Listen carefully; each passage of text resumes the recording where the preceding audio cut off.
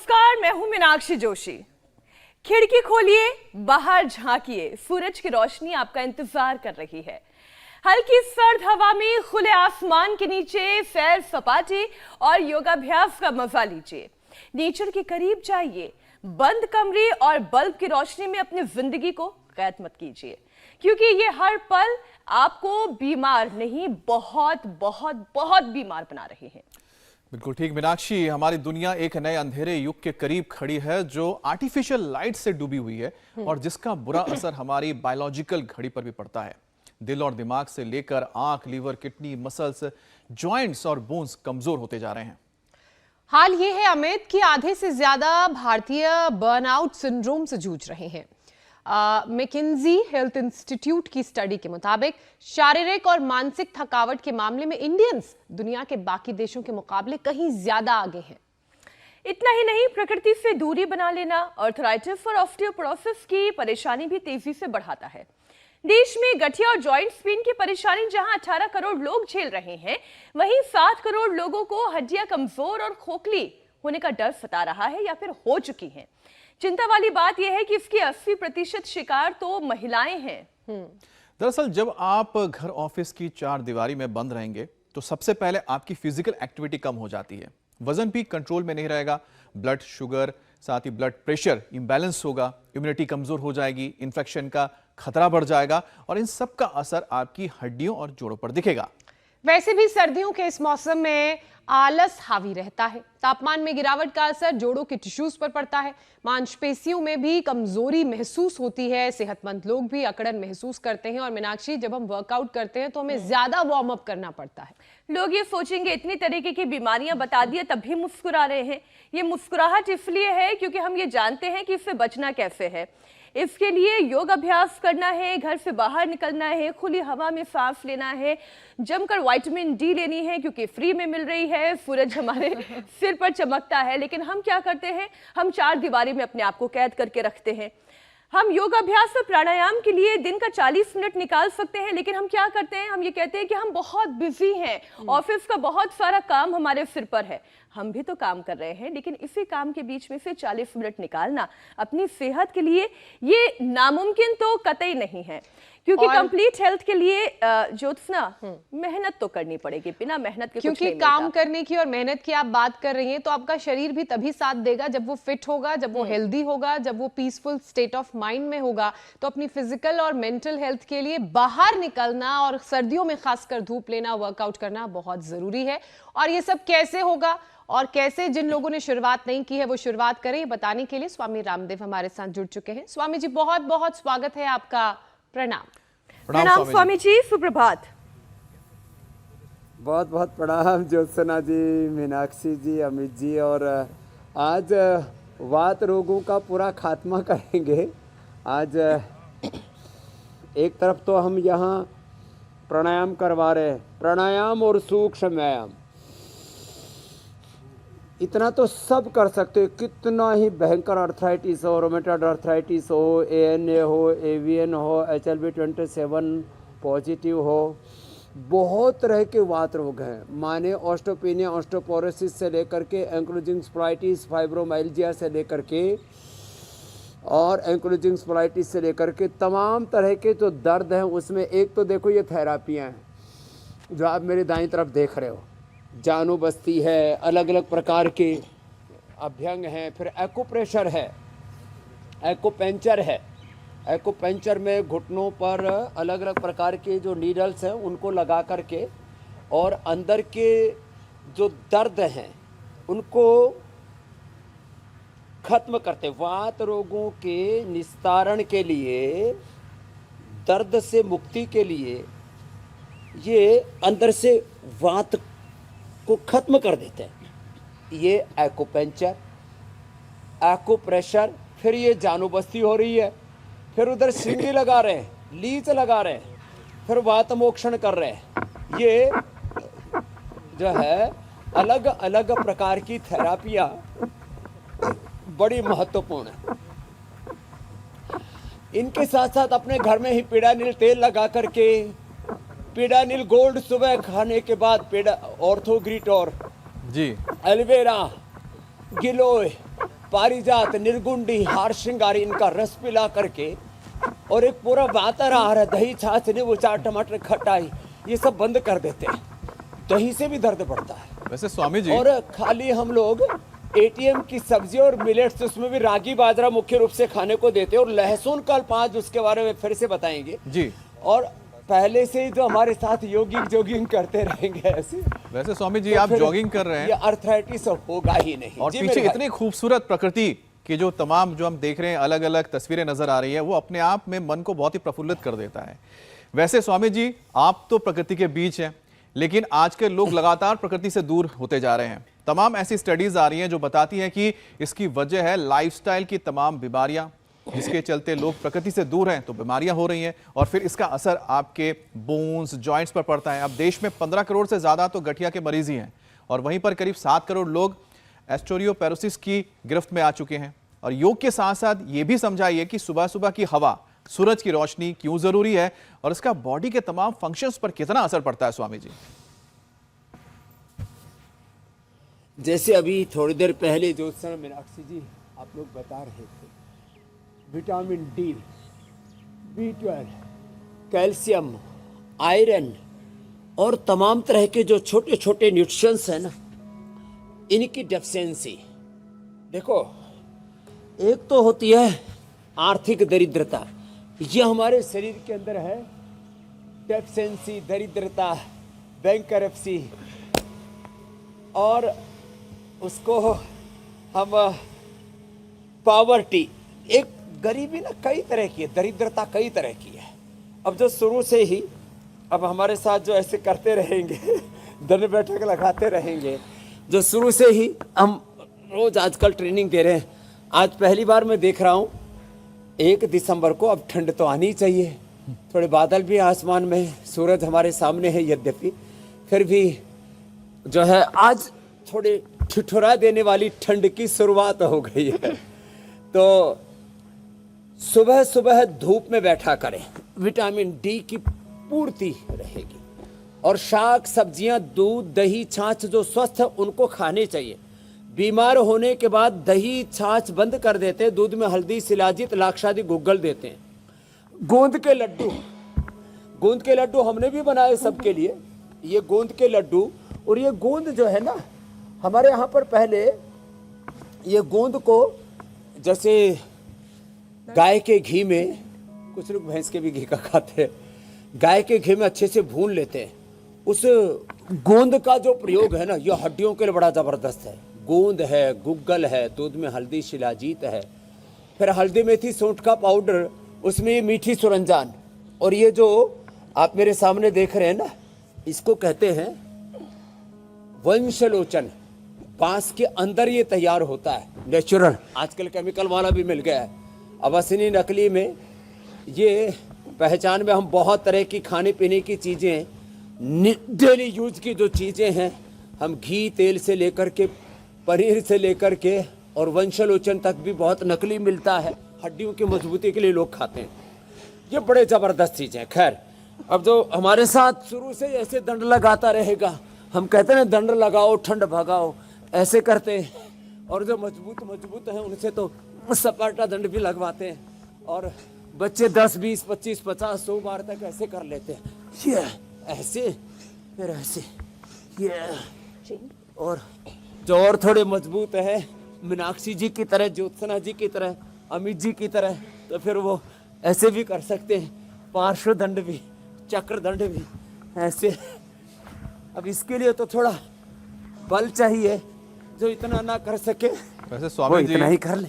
इसके लिए बल भी चाहिए, लेकिन आजकल तो नहीं कर ले। लोग, वैसे स्वामी जी आप जो बता रहे हैं उसमें तो लोग आजकल बर्नआउट सिंड्रोम से ही परेशान हैं, और स्टडी तो यही कहती है कि करीब 59% जो इंडियंस है वो बर्नआउट सिंड्रोम के शिकार हो गए हैं। ये बर्नआउट सिंड्रोम क्या होता है? हाँ, यही तो जानना है कि इसकी बड़ी वजह बताया जा रहा है कि इसमें थकान महसूस करते हैं। कई बार तो हमको भी लगता है कि हाँ बहुत ज्यादा थकान महसूस हो रहा है, ऐसा लग रहा है कि सुबह से लेके शाम तक हमें घुटनों में दर्द और जकड़न महसूस होती है। लेकिन स्वामी जी जो रिवर्स हमें झूठ मत बोलिए, आपको कभी ये जकड़न महसूस नहीं होती है, इसमें आप हमें मत बोलिए, बोलिए कुछ लोगों को ये सिंड्रोम है। हाँ, हम सभी को रिप्रेजेंट कर रहे हैं, इसलिए हम शब्द उनको होती है ये प्रॉब्लम। जी स्वामी जी, और स्वामी जी आप कहते हैं जो- रिवर्स वॉक जो करने से घुटनों का योगाभ्यास जो नहीं दर्द है करते, काफी आराम मिलता है जिनका और खान-पान सूजन अच्छा खत्म हो नहीं जाती है। और आप अक्सर रिवर्स वॉक करके भी बताते हैं। स्वामी जी ये रिवर्स वॉक नॉर्मल बात वॉक से एकदम कैसे पक्की। अलग है और इसके फायदे ज्यादा कितने हैं, समझाइएगा। देखो जो है अभी तो हम दंड बैठक लगा रहे थे, हम तो सीधे चलते भी हैं, दौड़ते भी हैं और उल्टे भी दौड़ते हैं। देखो ये रिवर्स वॉक ऐसे, तो हम सीधे भी दौड़ते हैं, उल्टे भी दौड़ते हैं, चलते नहीं हैं। अब जो जिनके घुटने कमजोर हैं उनको तो ऐसे ही चलने के लिए बोलते हैं कि आप ऐसे चला करो। तो जब आप ऐसे उल्टे चलते ही हो ना, तो उससे अब फ्रंट साइड के जो मसल्स हैं उनकी तो एक्सरसाइज होती रहती, बैलेंस बिगड़ गया। हमारा उठने बैठने सोने जागने खाने पीने के जो तौर तरीके हैं ना, इनका भी बड़ा असर पड़ता है। तो फ्रंट वॉक, बैक वॉक, अब फ्रंट रनिंग बैक रनिंग तक करते हैं हम, तो सब दौड़ते हैं उल्टे, और उससे फिर पूरे मसल्स की ट्यूनिंग, हड्डियों की ट्यूनिंग। देखो एक बहुत बड़ा तत्व है, नैसर्गिक रूप से प्रकृति और परमेश्वर ने हमारे शरीर की रचना ऐसी की हुई है। पहली बात तो आपके कार्टिलेज डैमेज नहीं होंगे, आपकी हड्डियां डैमेज नहीं होंगी, और किसी कारण से जैसे कोविड के बाद हुआ थोड़ा, वैसे भी लोगों ने सिंथेटिक एंटीबायोटिक्स, स्टीरॉइड और दवाइयाँ सब ये सब खाते पीते, बहुत ज़्यादा उत्तेजक आहार लेते, तीखे तले खट्टी पदार्थ ज़्यादा खाते हैं, वातवर्धक पदार्थ ज़्यादा खाते हैं, तो किसी कारण से डीजनरेट हुए हैं आपके कार्टिलेज, आपके बोन्स, ये सब रीजुविनेट हो सकते हैं बैक वॉक करने से। दूध में हल्दी, शिलाजीत, लाक्षादि गुग्गल, अश्वगंधा या अश्वशिला का प्रयोग करने से। योगराज गुग्गल, महायोगराज गुग्गल सामान्य रूप से हड्डियों की कमजोरी के लिए, जोड़ों के दर्द के लिए, और अंदर से हड्डियां बहुत ज़्यादा कमजोर हैं तो लाक्षादि गुग्गल के साथ सिंहनाद गुग्गल, और हड्डियों के साथ नसनाड़ियों में भी दर्द आ गया है तो फिर त्रयोदशांग गुग्गल, फिर साथ में चमड़ी के ऊपर भी प्रॉब्लम आ गया है तो कैशोर गुग्गल। तो ये जो गुग्गलों की जो व्यवस्था की थी ना हमारे यहाँ प्राचीन काल में, और सामान्य रूप से तो हल्दी मेथी सोंठ, और वैसे भी आप जैसे 100 ग्राम जो है एलोवेरा, एलोवेरा का जो मोटा सा पत्ता रखा है, इसको दोनों तरफ से काट के बीच से इसका गुद्दा निकाल करके और उसको गाय के घी में छोंक करके उसमें पहले थोड़ा सा 2 चम्मच घी डाला, थोड़ा सा हल्दी डाल दी उसमें 10 ग्राम, फिर अंकुरित मेथी डाल दी, या मेथी ऐसे भी डाल सकते हैं। जो मेथी का आजकल तो सर्दियों में मेथी बहुत अच्छी लगती है, मेथी का लोग रायता भी खाते हैं, मेथी के पराठे भी खाते हैं, मेथी की भुजिया भी बना करके खाते हैं। तो मेथी, गाय का घी, उसमें थोड़ा सा जीरा डाला, थोड़ा सा धनिया, थोड़ा सा हींग डाल सकते हैं, और उसमें हल्दी डाली और मेथी डाली, और फिर ये जो है एलोवेरा इसको डाल दिया और इसकी सब्जी बनाई। इसको हम ATM की सब्जी बोलते हैं, एलोवेरा टर्मरिक मेथी, इसकी सब्जी, और रागी बाजरे की रोटी खाई तो हड्डियां अंदर से इतनी मजबूत हो जाती है कि घिसे हुए कार्टिलेज वापस आ जाते हैं। और हमने तो इंटरनेशनल जर्नल्स में ये रिसर्च पेपर तक पब्लिश कर दिए हैं कि पीडानिल गोल्ड खाली पेट खाने से, ऑर्थोग्रिड खाने के बाद खाने से, ATM की सब्जी, रागी बाजरे की रोटी, और फिर उपवास भी कराते हैं। उपवास जो है वात दोष को, वात पित्त कफ दोष को खत्म करके आपको निर्दोष बना देता है, तो हम उपवास भी कराते हैं, और जो सूक्ष्म व्यायाम और प्राणायाम इसको ज़्यादा कराते हैं, और फिर जिसको जो प्रॉब्लम है उसको वैसे आसन कराते हैं। फिर अलग अलग प्रकार की थेरापियाँ जो आपको हमने आज बताई, जानो बस्ती से लेकर के जहाँ भी दर्द है, ये सारे पीछे के चैनल ये दबाने, एक्यूपंक्चर, एक्यूप्रेशर से लेकर के श्रृंगी थेरापी, लीज थेरापी, वात मोक्षण, रक्त मोक्षण, फिर कार्योप्रैक्टिक, अलग अलग प्रकार के सारी, फिर अंदर भी पीडानिल क्वाथ से अंदर बस्ती देते हैं जी। स्वामी जी, पीडानिल क्वाथ की बस्ती देते हैं, पीडानिल क्वाथ पिलाते भी हैं। जी मेरी बहन। स्वामी जी, लोगों के घुटने खराब करने में एक बड़ा रोल ऑस्टियोआर्थराइटिस का भी है। एक स्टडी ये कहती है कि 2025 तक ऑस्टियोआर्थराइटिस पेशेंट्स की गिनती भारत में, दुनिया में, अगर हम ये कहें कि दुनिया में भारत नंबर 1 देश हो जाएगा। अब अगर विज्ञान की प्रगति में बोले नंबर 1 है तो अच्छा लगता है, लेकिन अगर इस तरीके से नंबर 1 बनेंगे तो बहुत दुख होगा। और ये बीमारी जॉइंट्स पर जैसे अटैक करती है, कई बार तो जब मामला बहुत बिगड़ जाता है तब लोगों को समझ में आता है कि उन्होंने तो देर कर दी। तो स्वामी जी, योग अभ्यास के साथ खान पान में क्या बदलाव करने चाहिए जिससे कि जॉइंट्स मजबूत रहें और इस तरह की बीमारी अटैक ना करे? तो देखो, ये आपने एकदम ठीक कहा। जो ज़्यादा तीखे तले भुने उत्तेजक आहार, उत्तेजक विचार और उत्तेजक व्यवहार करते हैं ना, उससे वहाँ दोष बढ़ता है। जितना हम उत्तेजनाओं में जिएंगे उतना ही हमारी हड्डियाँ कमज़ोर होंगी, उतने हमारे कार्टिलेज कमज़ोर होंगे, जितने उत्तेजना में जिएंगे उतने ही ये जितने भी पेन मार्कर्स हैं, ये चिंता से, उत्तेजना से, तीखे तले पदार्थ, खट्टे, जितना भी जंक फूड है। मैं 4 माफियाओं की बात कर रहा था। एक है ये जंक फूड माफिया, एक है ग्लैमर माफिया, एक है ड्रग माफिया, नशा माफिया, एक है दवा माफिया। और ये सब हमको समझ में नहीं था। कोई आता है हमारे दिमाग में आग लगा देता है, कोई आता है हमारी जीभ में आग लगा देता है, रसना में वासना की आग लगा देता है, और हम उसमें जलते भुनते रहते हैं और अपना सामर्थ्य खोते रहते हैं। तो हमको अपना सामर्थ्य खोना नहीं है। दही, छाछ, नींबू, अचार, टमाटर, बाय बादी की चीज़ों से तो बचना ही है। जो शुरू से ही थोड़ा फॉरवर्ड बेंडिंग, बैकवर्ड बेंडिंग थोड़ा ठीक से करते रहेंगे, तो इसलिए योगाभ्यास थोड़ा बता रहे हैं हम। थोड़ा बैकवर्ड बेंडिंग करें, फॉरवर्ड बेंडिंग करें, और इतना ना कर सके तो इतना करें, इतना नहीं कर सके तो इतना करें, ऐसे थोड़ा थोड़ा। और जैसे हम सीधे लेट करके ये मरकटासन करते हैं, अर्धपौन मुक्तासन करते हैं ना, ये बड़ा अच्छा है स्पाइनल कोड के लिए। तो दही, छाछ, नींबू, अचार, टमाटर, खटाई, उड़द की दाल और जितने भी भारी पदार्थ हैं जो देर से हजम होते हैं, वो सब वात को बढ़ाते हैं। वो आम वात, वही जो है जो रस अपरिपक्व होकर के हमारे शरीर में घूमता रहता है और वो अंदर इन्फ्लेमेशन पैदा करता है। ऑस्टोब्लास्ट सेल्स, ओस्टोक्लास्ट सेल्स, ऑस्टोब्लास्ट सेल्स ये ब्लास्ट करने वाले नहीं, नए सेल बनाते हैं हड्डियों के, कार्टिलेज के।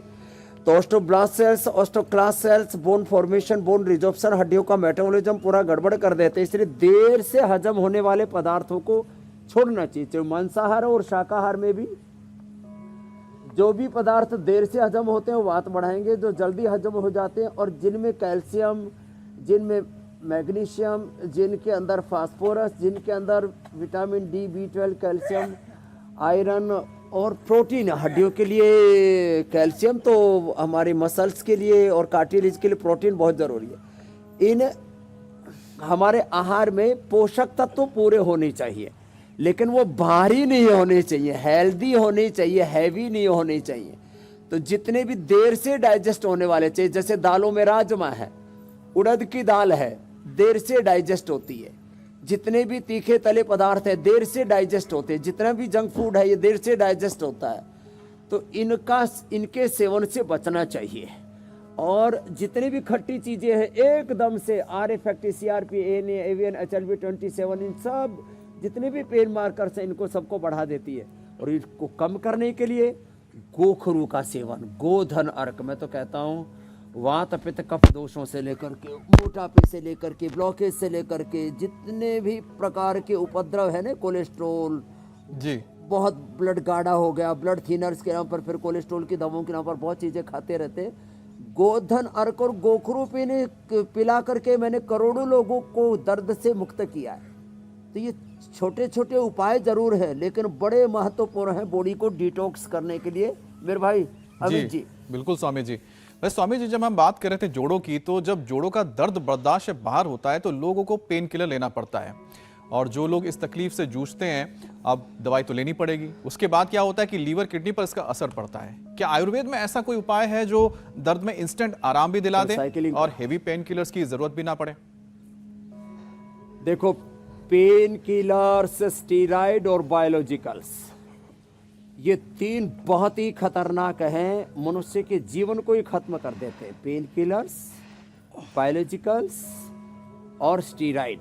अब जिनको घुटनों में दर्द है, देखो सीधे लेट करके तो ऐसे करें, ये साइकिलिंग, घुटनों में बहुत दर्द रहता है लोगों को। अब इससे वेट भी कम होता है, और किसी को अपने पेट को बहुत ही अच्छा बनाना हो, पेट मोटा भी है उसको हल्का करना है, और किसी को 6 पैक बनाने तो भी काम आएगा। ऐसे दोनों पैरों से या एक एक पैर से ऐसे साइकिलिंग, सीधे लेट करके फिर उल्टे लेट करके।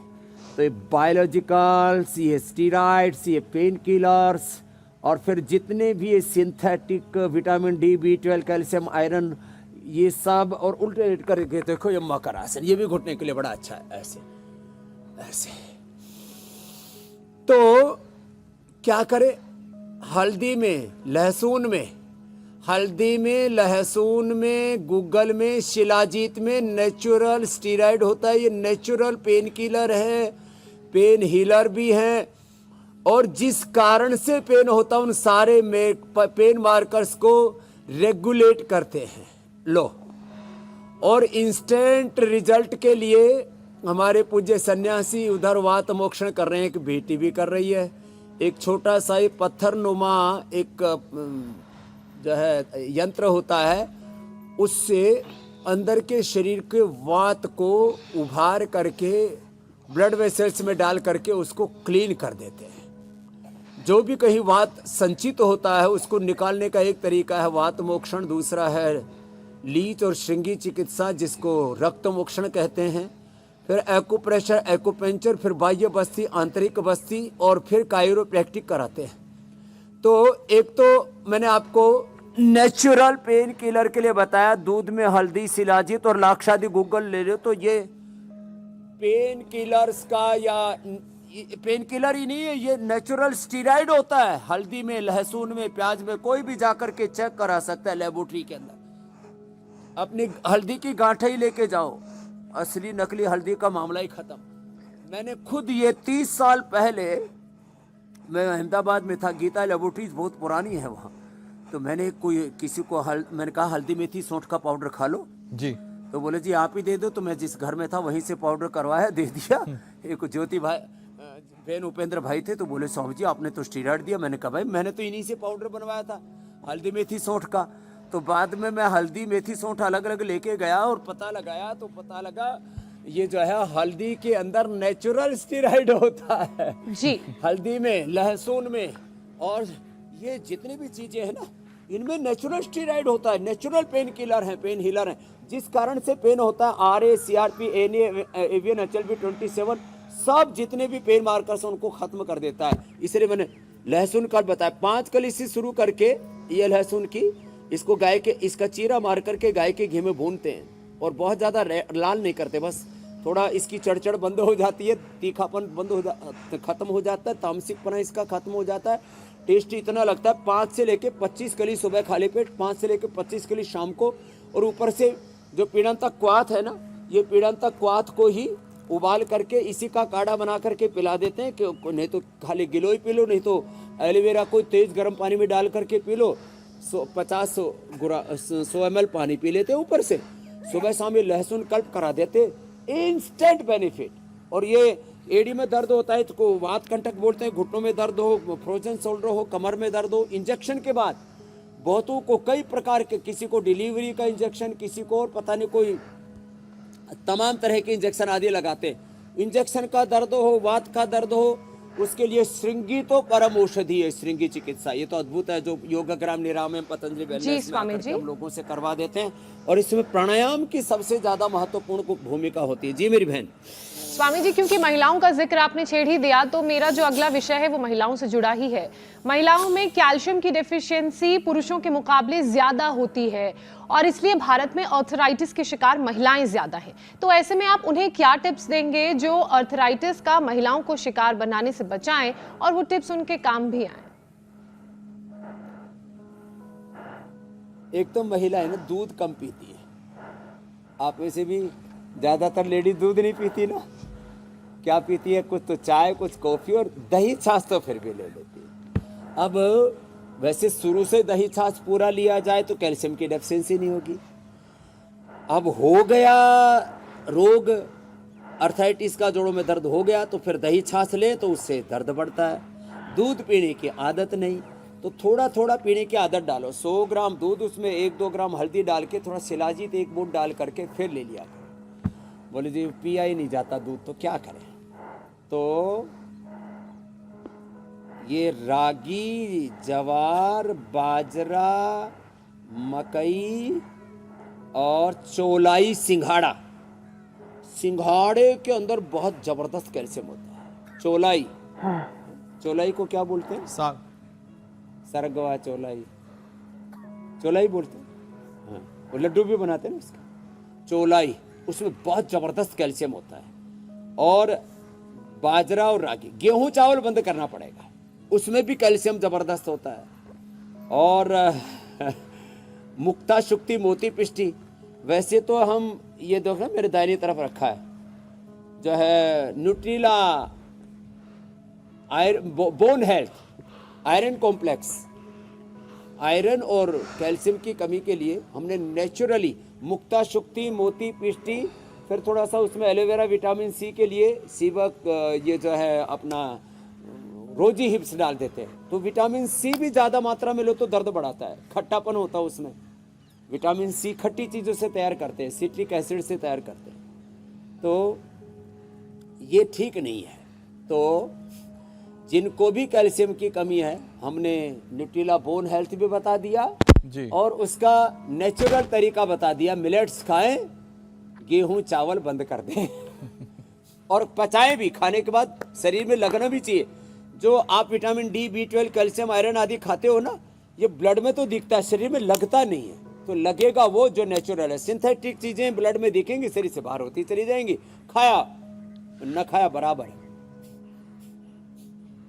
वैसे स्वामी जी, ये जो नेचुरल आप बता रहे हैं चीज़ों को सेवन से कितना फ़ायदा होता है, ये लोग जब लेना शुरू करते हैं तब समझ में आता है। और वैसे स्वामी जी, जो यूरिक एसिड बढ़ने से भी हड्डियों में काफ़ी दर्द होने लगता है, और कैसे पता चलेगा कि दर्द आर्थराइटिस का है या फिर यूरिक एसिड की वजह से है? और साथ ही यूरिक एसिड को कंट्रोल करने के लिए भी जरा उपाय बता दें आप। यूरिक एसिड का रेडीमेड उपाय तो यह है कि चंद्र प्रभावटी और गोक्षरादि गुग्गुल खाने के बाद खा लें। और ट्राइघन और कोरीघन, धनिए का पानी, गोखरू का पानी भी पिलाते हैं। ये धनिया गोखरू यहाँ पर भी रखा हुआ है। नहीं तो ट्राइघन और जो है कोरीघन, ये हमने लोगों को उपलब्ध भी कराया है। ये आज पूरा जो है अर्थराइटिस का ही पूरा हमने, और कफ कोल्ड आ गया इसलिए थोड़ा सा हमने ये भी रखा हुआ है। स्वासारी अवले है, स्वासारी वटी, स्वासारी गोल्ड, स्वासारी क्वाथ, स्वासारी प्रवाही। तो बहुत ही जबरदस्त उपाय है ये जो आपको अभी बता रहे हैं ना जी। बस अपनाने की तो जरूरत है। यूरिक एसिड के लिए गोक्षरादि गुग्गुल, चंद्र प्रभावटी, ट्राइघन, कोरीघन और गोधन अर्क। गोधन अर्क ले लो। हमने गोखरू का काढ़ा तो लोगों को दिया ही, पहले तो हम ऐसे ही देते थे, लेकिन फिर इसमें से छिद्र कर देता था गोखरू, तो हमने ऐसे दे दिया, अभी उसमें बोतल में उपलब्ध करा दिया। तो गोखरू का पानी और गोधन अर्क 1 सप्ताह के अंदर लोगों का 9-9, 10-10, 11-11 तक पहुंच जाता है। जब यूरिक एसिड बढ़ जाता है तो वात बहुत ज्यादा बढ़ा, यूरिक एसिड से पूरा शरीर जाम हो जाता है। एक दूसरा ESR भी जो बढ़ जाता है वो भी गोखरू और गोधन अर्क से दूर हो जाता है। तीसरा RA फैक्टर और CRP जो लेवल बढ़ता है ना, ये अर्थराइटिस का मार्कर है। फिर ऑस्टियोपेनिया, ऑस्टियोपोरोसिस जो बढ़ता है, ये हड्डियों की कमजोरी का मार्कर है। तो पीडानिल गोल्ड ऑर्थोग्रिट लेने से RA और CRP भी नेगेटिव आ जाता है। और पीड़ांतक क्वाथ पिलाते हैं। और यदि फ्रेश किसी को एलोवेरा, गिलोय, पारिजात, निर्गुंडी, सहजरा मिल जाए तो उसका पानी दिन भर पिला देते हैं, और थोड़े ही दिनों में RA फैक्टर, CRP भी नेगेटिव हो जाते हैं। ANA, AVN, HLB27, ये ऐसे फिर 33 के 33 वर्टिब्राज हमारी रीढ़ की हड्डी के वो भी जकड़ जाते हैं। तो इसको एंक्लोजिंग स्प्लैटिस्टेडियम, फिर जो है फाइब्रोमाइल्जिया, पूरा शरीर अंदर से जकड़ जाता है। फाइब्रोमाइल्जिया वो भी वातई रोग है। उसके लिए मैंने बताया लहसुन कल्प करो, लहसुन कल्प करो, ATM की सब्जी खाओ और रागी बाजरा का सेवन करो। तो ये सब मिलेट्स बड़े जबरदस्त हैं। तो ये 1-2 कली से शुरू करके इसको खाते हैं ना, गाय के घी में भून करके और नमक लगा करके, सेंधा नमक लगा के, दुर्गंध भी नहीं आता और खाने में ऐसा स्वादिष्ट लगता है। और इसका दुर्गंध के साथ इसकी तामसिकता भी खत्म हो जाती है। आप जी। और वैष्णव धर्म की, सनातन धर्म की कोई हानि नहीं, इसमें कोई जीव हत्या नहीं है। ये भयंकर वात नाशक है। फाइब्रोमाइल्जिया हो या स्क्रोलियोसिस हो, जी उसमें भुजंगासन मरकटासन ज्यादा करना पड़ता है, और प्राणायाम कपालभाति अनुलोम विलोम। मेरे भाई अमित जी। जी स्वामी जी। स्वामी जी, जो आर्थराइटिस है, क्या ये बीमारी जेनेटिक भी होती है, और अगर हाँ है तो इस चेन को हम कैसे तोड़ सकते हैं, जरा ये भी समझा दीजिए और उपाय भी बता दीजिए। जेनेटिक चैन को तोड़ने के लिए आरए फैक्टर हो, सीआरपी हो, अर्थराइटिस हो, वात रोग भी, जुवेनियल अर्थराइटिस, छोटे छोटे बच्चों के बहुत बुरी हालत होती है। इसीलिए हमने शुरुआत आज की थी सूक्ष्म ऐन से। पैर सामने खोलो। ये आर्थराइटिस भी जेनेटिक होता है, अस्थमा भी जेनेटिक होता है, लीवर किडनी की स्किन की प्रॉब्लम्स भी, यहाँ तक कि बवासीर की बीमारी भी जेनेटिक होती है, मोटापा भी, और स्ट्रेस, एंजाइटी, डिप्रेशन, ये भी जेनेटिक होता है। तो देखो इन चीज, अब आ गया तो चैन तोड़ने के लिए सबसे बड़ी बात है संकल्प। अपने मन में ही संकल्प करें, मैं स्वभाव से रोगी नहीं, क्या हूं बोलो, योगी। मैं स्वभाव से रोगी नहीं, योगी आत्मा हूँ, शुद्ध आत्मा हूँ, स्वस्थ आत्मा हूँ, पावन आत्मा हूँ। मैं राम कृष्ण बुद्ध महावीर का, गौतम कणाद, जैमिनी, पाणिनि, पतंजलि का, मैं ऋषि मुनियों का वंशधर हूँ, मैं भगवान भगवती का यंत्र हूँ, प्रतिरूप हूँ। ऐसे जो विचार करते हैं ना, और योगाभ्यास करते हैं, तो फिजिकली, मेंटली, और जो जन्म जन्मांतरों से चला आ रहा संस्कार का, कर्माशय का, प्रारब्ध दोष का भी पूरा जो प्रवाह है वो टूट जाता है, उसको हम खंडित कर देते हैं। तो हमारा योग अखंड रहना चाहिए, योग प्रचंड रहना चाहिए। तो जेनेटिकली किसी को BP, sugar, thyroid, asthma, arthritis, सारे रोग जेनेटिकली भी होते हैं।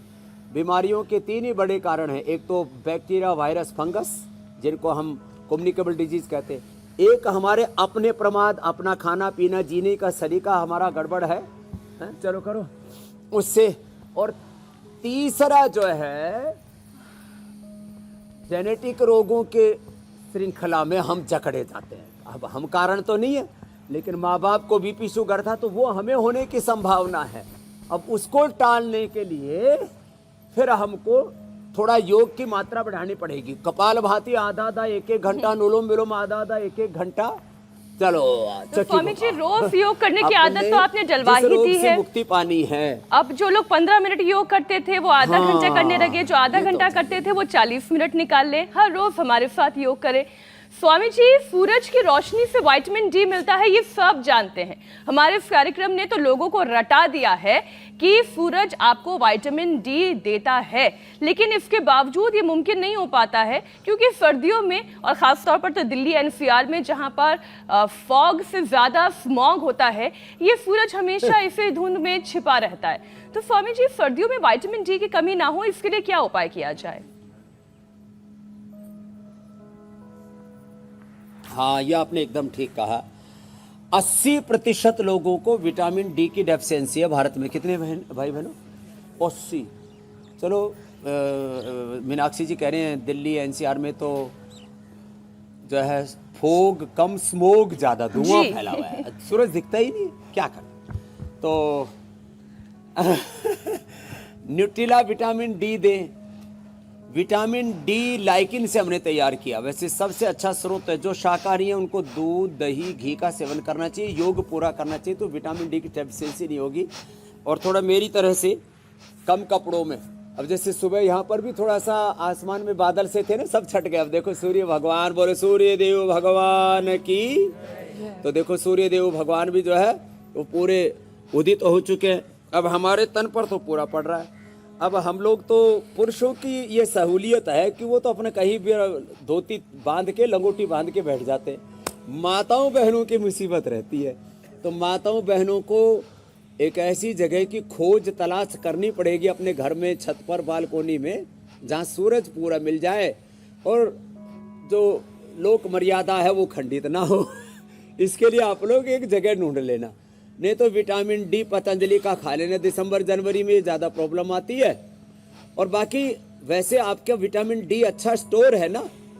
यदि दिसंबर जनवरी के अलावा बाकी समय भी आप धूप में बैठते हैं तो वो 2 महीना थोड़ा कम भी धूप मिलेगी तो भी काम चल जाएगा, है ना। ऐसा है। ये सारा काल है, चक्र है। हफ्ते भर तो मैं अच्छी धूप लेकर आई हूँ। और अगले प्राणायाम हफ्ते के करने लिए वालों को रिचार्ज तो- है। अच्छा स्वामी जी,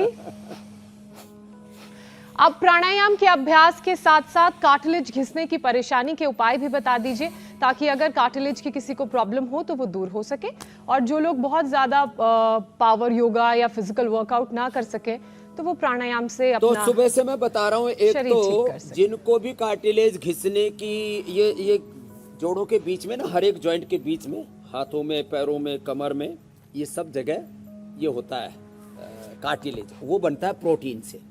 तो प्रोटीन सबसे अच्छा होता है स्पिरुलिना का, सबसे अच्छा होता है जो हमारे अमित भाई को भी बड़ा पसंद है, न्यूट्रिला का सोया बड़ी। जी समझ न्यूट्रेला। सोया तो चंक्स। न्यूट्रिला का सोया बड़ी खा लिया करो, सप्ताह में 2 बार खा लिया करो। और दूध दही छाछ में भी जो है प्रोटीन पूरा होता है, दालों में प्रोटीन पूरा होता है, मिक्स दाल खाया करो। और जिनको जोड़ में ज़्यादा दर्द हो जाए तो मूंग की दाल धुली नहीं, छिलके वाली, त्वक्वा ऐसा औषधि नाम सारा है, उसको खाया करो। फिर कार्टिलेज डैमेज हो जाए तो क्या किया करो, सूक्ष्म व्यायाम करने के साथ साथ तिल का तेल का प्रयोग किया करो। देखो 2 तरह का तेल है, एक है सरसों का, एक तिल का। तिल का तेल अत्यंत वातनाशक है। तिल के तेल का पराठा भी बना सकते हो, वैसे रोज नहीं खाना। तिल के तेल में पूड़ी भी बना सकते हो, तिल के तेल का हलवा भी बना सकते हो। तिल के तेल का छौंक और तिल का तेल जो है उसको मालिश में भी प्रयोग कर सकते हो। वैसे तो हम जब ज़्यादा दर्द बढ़ जाता है तो पीडानिल, ये स्प्रे, पीडानिल ऑइंटमेंट और ये सब प्रयोग करवाते हैं, पीडानिल तेल भी लगाते हैं, तो इससे भी फायदा होता है। तिल के तेल में औषधियों को पकाते हैं, तो तिल का तेल ही खाने में इस्तेमाल करें। ये सरसों का तेल, सोयाबीन, सनफ्लावर और पामोलिन और तमाम तरह के जो तेल हैं उनको थोड़े दिन कहो भाई नमस्ते तुम। अब अर्थराइटिस है तो तिल का तेल ही लगाना, मालिश करना, तिल का तेल ही खाना, इसी का हलवा बनाना, पूरी बनाना कभी इच्छा भी हो। और कार्टिलेज के लिए जैसे मैंने शुरू में बताया, गोंद के लड्डू खाना, और गोंद को किसी भी रूप में इसको पाउडर भी करके खा सकते हैं, दूध में मिला के, पानी में मिला के, गर्म पानी में इसका पाउडर मिला के खा लो, ऐसे अच्छा लगता है। थोड़ा सा खांड मिला लो तो, या ड्राई फ्रूट्स के साथ इसको मिला करके ना, थोड़े थोड़े अखरोट, थोड़े बादाम, ये भी अखरोट भी कार्टिलेज का बड़ा अच्छा होता है। पीडानिल गोल्ड ऑर्थोग्रिड तो ये तो पूरी टेस्टेड है, हमने पूरा चूहों के अंदर ये कार्टिलेज उनका घिसा करके डिजीज इंड्यूज करके फिर वापस उनके कार्टिलेज, उनके तो 2 सप्ताह में अच्छे हो गए थे। आदमी के 2 माह में ठीक हो जाएंगे, क्या दिक्कत है। और जो दर्द है उसके लिए श्रृंगी आदि करा दे, जैसे हमारे भाई यहाँ पर बैठे हुए, हमने देखा ये आदमी को कब से सींग निकल आए भाई। गाय भैंस के तो सींग होते थे, और बाद सींग में भी बाल का- घुटने पर निकल आए हैं। स्वामी जी, इस कार्यक्रम की यही खास बात है कि हफ्ते हफ्ते कब समय योगाभ्यास और प्राणायाम के साथ साथ आपके साथ योग करते करते निकल जाता है, पता ही नहीं चलता है। स्वामी जी, योग और प्राणायाम के बाद आपसे आज हम पनीर और चीज की शुद्धता कैसे चेक करें इसके बारे में जानेंगे, लेकिन उससे पहले दर्शकों को ये बता दें कि कल क्या खास है। ड्राई आई सिंड्रोम से कितनी बढ़ी आंखों की परेशानी, दर्द, जलन, चुभन, इचिंग आईज के लिए आफत बनी सर्दी। मायोपिया, कैटरैक्ट, ग्लूकोमा, 3 दुश्मनों ने किया हमला। प्राणायाम, योग और आयुर्वेद से तेज होगी नजर, उतरेगा चश्मा। तो सुबह 7:56 पर हमारा ये शो जरूर देखिए और योग बल से आंखों की ज्योति बढ़ाइए। स्वामी जी, कैसे पता किया जाए कि चीज ठीक है या नहीं, पनीर भी शुद्ध है या नहीं? देखो, एक तो हम गाय का, भैंस का दूध का पनीर बनाते हैं, वो हमने देशवासियों को वैसे उपलब्ध भी करा रखा है। अब लोग ना पनीर को बहुत भून करके खाते हैं, बहुत भुना हुआ पनीर नहीं खाना चाहिए, एक बात। दूसरी बात, अब जो ये पनीर है ना, अब देखो, अब इस पनीर को आपके सामने हमने काटा है ये, अब इसको हाथ में जब यदि ये ऐसे खींचने लगे तो समझ लेना नकली है, और ऐसे ही ये सॉफ्ट सॉफ्ट हो तो समझ लेना असली है। कच्चा भी अच्छा लगता है। दूसरी बात, ये आप गाय भैंस के अलावा टोफू बोलते हैं, ये सोयाबीन है। इसको भून करके तो मूंगफली की तरह और बादाम की तरह भून करके खा सकते हैं, वैसे इसका छिलका अच्छा नहीं होता है। तो रात को इसको पानी में भिगो दें और सुबह मसल करके छिलका उतार करके मिक्सी में घोट लें, दूध बन जाएगा। हमने सोयाबीन का दूध, ऐसे ही बादाम का, हमने तिल का और नारियल का दूध आदि, अखरोट आदि का दूध बता रखा है। इसी को फिर जो है इसी का ये टोफो बना देते। देखो ये हम क्योंकि यहाँ रोगियों को खिलाते हैं और बड़ा अच्छा होता है। ये सोयाबीन का पनीर है जो आप लोगों को रोज खिलाते हैं। तो ये भी देखो ऐसे ही भुरभुरा हो जाता है, ऐसे ही ये देखो ऐसे। और ये भी खाने में कच्चा भी अच्छा लगता है। पका तो दिया इसको, दूध को उबाला, फिर पनीर बनाया तो हो गया ना।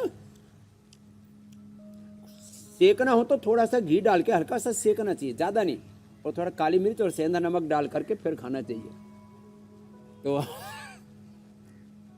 भूख लगी थी, हमने खा लिया। बहुत बहुत धन्यवाद।